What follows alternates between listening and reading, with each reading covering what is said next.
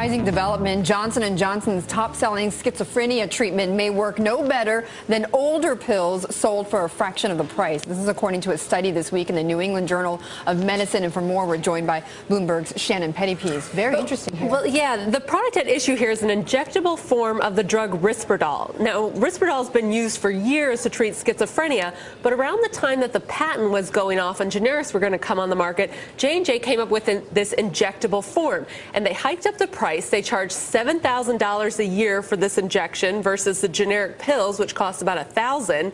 And to justify the price, they said, well, patients are more likely to take their medicine if it's just an injection every couple months rather than a pill that you have to take every day. And so that strategy was working. They sold about $1.5 billion of this injection last year. Well, the problem is this study came out and said, well, the injection doesn't really help patients comply with their medicine any more than the pill. Patients are just as likely to end up back in the hospital having gone off their medicine with the injection as with the pill. And in addition, folks taking the injection had more side effects. So this really throws a monkey wrench into J&J's whole argument for why you should be using this more expensive drug. Well, who picks up the tab on this more expensive drug? Well, it's been Medicaid that's been paying for this added cost for the past few years since this came on the market. Most schizophrenics are disabled or poor, so they qualify for the Medicaid program. So if you sort of do a back-of-the-envelope calculation, Medicaid may have paid an extra $1 billion a year for this product when they could have been getting the same benefit from these cheaper drugs. And J&J's response to all of this? Well, now J&J actually funded this study, and as you said, it was published in the New England Journal of Medicine, so a peer-reviewed large medical journal.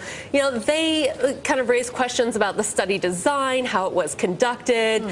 You know, they said, well, you know, we need to do a larger study, but the researchers of the study said there's really no reason anyone should be using this product. Today, the Insider Exclusive goes behind the headlines in deadly drugs, Johnson & Johnson's Risperdal, to examine how Steve Scheller, founding partner of Scheller PC, and Brian McCormick Jr., managing partner of the firm, are leading the legal efforts to hold Johnson & Johnson's Janssen unit responsible for the serious adverse effects and deceptive marketing of their antipsychotic drug Risperdal and any of its derivatives. In lawsuit after lawsuit, J&J's Janssen unit has been charged with making misleading claims about Risperdal's health risks and effectiveness in letters to thousands of doctors, violating states' deceptive trade practices laws. At the heart of the lawsuits are Johnson & Johnson's, and particularly their Janssen unit's, attempt to market Risperdal for bipolar disorder, dementia, mood and anxiety disorders, when it was only approved initially for psychotic disorders such as schizophrenia. Of course, only so many people have schizophrenia, so marketing the drug for a slew of conditions other than that boosted their customer base tremendously, never mind that it wasn't approved for those conditions. Victims' lawyers allege that Janssen lied about Risperdal's dangers just to make money. They also allege that Janssen hid Risperdal's diabetes risk and tricked Medicaid regulators into paying millions of dollars more than they should have paid for the medicine. Johnson & Johnson's Janssen unit sent out an army of salespeople to doctors' offices, nursing homes, Veterans Administration facilities, and jails to tout Risperdal as a proverbial miracle drug for mental illness and dementia. The U.S. Food and Drug Administration told the company to stop the false and misleading marketing claims not once, not twice, but 3 times from 1994 to 2004. But the company reportedly continued to include marketing the drug for unapproved uses right in their business plan. In 2006, research showed that up to 2/3 of prescriptions for Risperdal were for unapproved uses that had little or no scientific support. Worse yet, elderly dementia patients who were prescribed Risperdal for off-label uses were found to increase their chances of death by 54% within the first 12 weeks of taking it. Other research published in the Journal of the American Medical Association found Risperdal to be no more effective than a placebo and is associated with a long list of potentially devastating side effects. Recently, Johnson & Johnson ended their most recent courtroom loss in Texas with a $158 million settlement in January 2012. The Texas settlement recently won court approval. Risperdal's global sales peaked at $4.5 billion in 2007 and declined after the company lost patent protection. The newer, longer-acting injectable version, Risperdal Consta, has $1.5 billion in sales in 2010, according to Johnson & Johnson. The U.S. Department is demanding that Johnson & Johnson pay about $1.8 billion to resolve the civil claims by federal regulators and some state attorneys general. Johnson & Johnson and Janssen have also been sued by more than 11 states seeking reimbursement for Medicaid or other public funds paid on Risperdal prescriptions. In this insider exclusive special, we will examine how the drug companies get away with deceptive pharmaceutical marketing for so many years, pocketing billions of dollars of profits and then paying only a small percentage of those billions in fines and settlements. Steve and Brian will share why you need to beware of the medical pharmaceutical complex, and especially how the FDA is not able to adequately protect the American public. It's more interested in protecting the interest of industry. The bottom line is this: pharmaceutical companies, the same ones you trust to safely manufacture medications that could alter your very life, are the top corporate offenders on the planet. And this is not unique to only Johnson & Johnson. A large number of pharmaceutical companies are guilty of fraud, cover-ups of fatal side effects, and huge kickbacks paid to doctors. Steve and Brian exposed the shocking truth that off-label marketing, which is this industry's most common illegal drug company practice, has resulted in the largest financial penalties from the United States government in the last 20 years. Of the 165 settlements comprising $19.8 billion in penalties during this 20-year interval, 73% of the settlements, 121 of them, and 75% of the penalties, $14.8 billion, have occurred in just the past 5 years. Only in America, if you are a pharmaceutical executive or a lobbyist representing a drug company who has collected a litany of charges including medical fraud, criminal salesmanship, gaming the insurance companies, repeated lying to federal officials, and manipulation of data regarding life-threatening adverse effects of drugs that have killed so many people, can you get away with a fine, a surge in the stock market after a settlement, a financial bonus, and the personal satisfaction in not having to apologize so you can continue business as usual?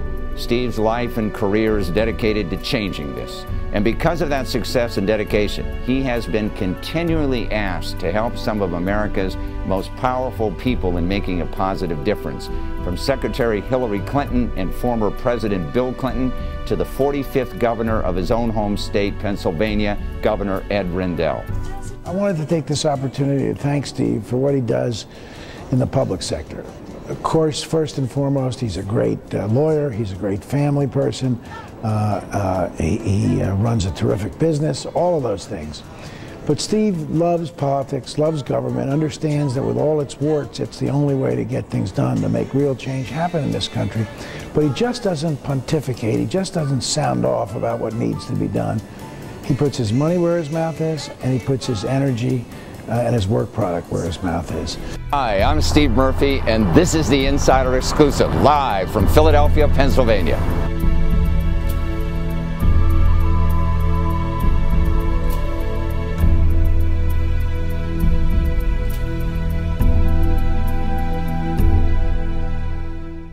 It is my great pleasure to introduce Steve Scheller and Brian McCormick to the show. Welcome to the show, guys. Thank you. Thank you. Today we're going to talk about the drug Risperdal and the damage and the tragedy that it's done with a lot of kids. How did these cases, and you're at the forefront of a lot of these cases, how did the cases come to you?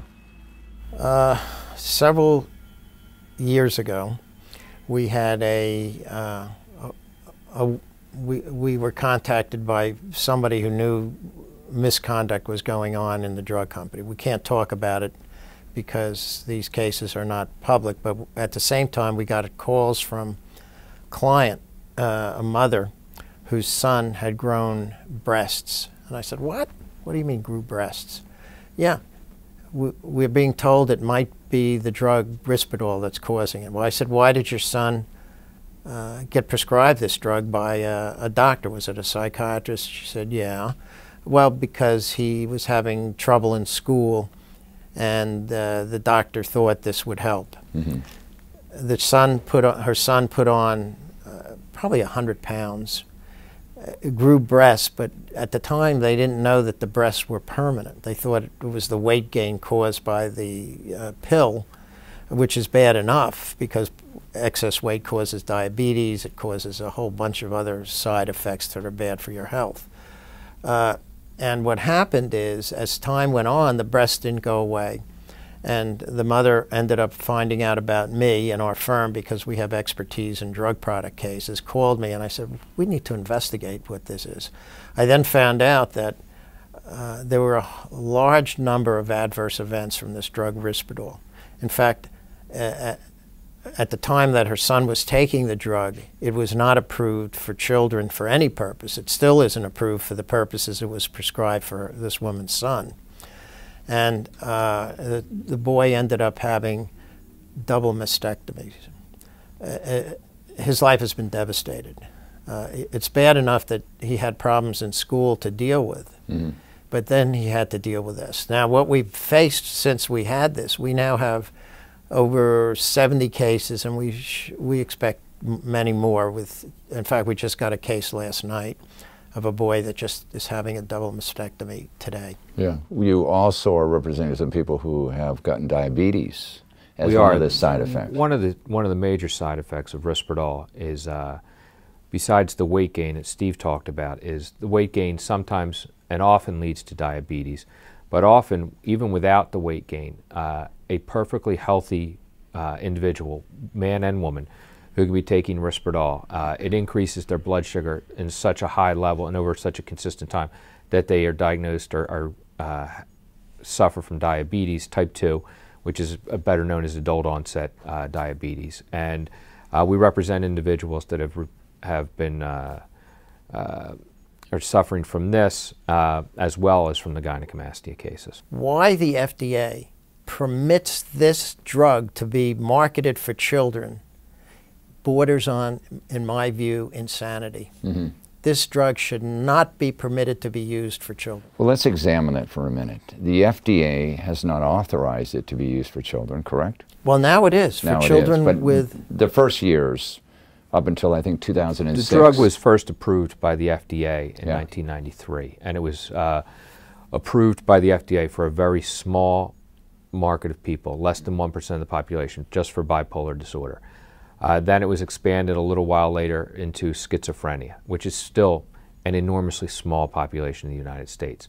Then in October of 2006, the drug was finally approved to be used in a small, very small, very, very small percentage of children with irritability that had autism.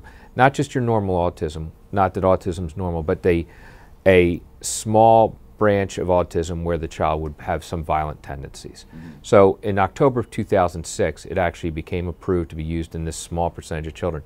But what we believe and what we've alleged in a lot of our cases is that the drug manufacturer was promoting and marketing Risperdal well before October 2006 mm-hmm. into the child and adolescent market for these kids who shouldn't have been on it in the first place because it wasn't approved. But in the second, is that they were making so much money off of it that they were going. And let's talk about this. How this was the scheme actually took place when you said the drug companies were actually promoting it. How are they doing this? Well, the way they promote it is they get studies done in foreign countries. In foreign countries, they could be done in Czechoslovakia, it could be done in Indonesia, that are Singapore. Unsupervised by anybody. Well, correct? they claim they're supervised. Yeah, but you know that FDA isn't going to send somebody over to Russia to check out a study being done there. Right. I remember reading about one particular medical study. I think it was done in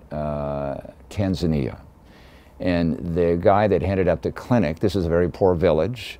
The guy that headed up the clinic was driving a brand new Mercedes to and from his house, which was a very nice house, and he had gotten this about the same time that he started heading up this study. Obviously, it was purchased for him by a lot of money exchanges. So they get a study. Now, I'm trying to get at where some of the problem areas that could be corrected here.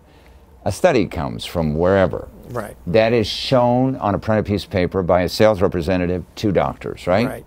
And doctors say, well, great, I didn't know that, right? Well, I mean, the way it should work is sales representatives are not supposed to, for a drug manufacturer, give anything to a doctor for what is called an off-label use. And while a doctor can prescribe a medicine for anything, the FDA only approves drugs for very certain limited uses. Right.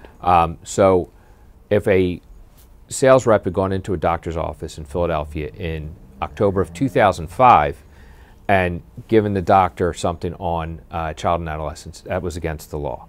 If the doctor asks for it, then he's permitted to give it to it. So the sales rep could physically have a piece of paper. He could carry it around. He could carry it in 2003, 2004, 2005. He could carry it around, show it, as long as he doesn't give it. And they were provided with these. Yes. And the sad part of it is, who knows what takes place in that doctor's office? You're not tape recording. Now, some of your whistleblowers, have you had people come forward who were sales reps? Yes. And said, these are the documents they gave us. Why else would the drug manufacturer give a sales representative something that talks about a child and adolescent study when it's not approved for child and adolescents, unless they want that sales rep to give it to the doctor? No, I'm going to get back to this same. Doctors aren't stupid. I mean, they graduated from medical school, right? Do they have this study from? It says on there from Czechoslovakia, from Nigeria, and does that hold credence with them? Well, it says, first of all, it'll probably say it in a footnote. And it's not going to be across the top of it. You're not going to know it usually. They're not going to know that the pharmaceutical company, for the most part, the doctor does this, prescribes it. Why? He makes money. Well, the doctor prescribes it for, often because if he's a high prescriber, he gets benefits from the drug company. Yeah. He gets trips. He gets trips. He will get paid to be speaking engagements. He'll be asked to participate in doing trials on other drugs that the company is considering marketing. And I understand that sometimes pharmaceutical companies may invest a lot of money in a new building at a university. In a university. Right? Some of our most prestigious universities. Harvard.